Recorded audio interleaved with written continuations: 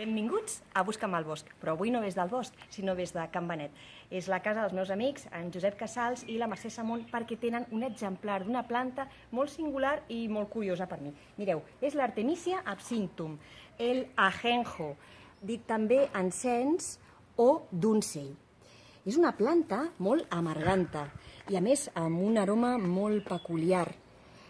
A l'antiguitat es feia servir com a vermífug per eliminar els cucs dels budells i les mares fregaven aquesta planta sobre els mugrons quan volien desmamar els nadons, no? Perquè clar, té un gust molt amargant.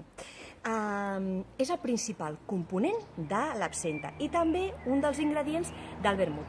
I nosaltres emprem aquesta inflorescència groga, tan petita i delicada,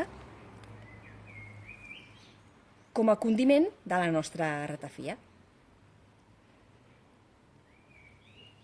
Les fulles són molt petites, d'un verd com molt cendrós, grisenc, i ja veieu les dimensions de l'herba. Són plantes veritablement grans i llarguirudes.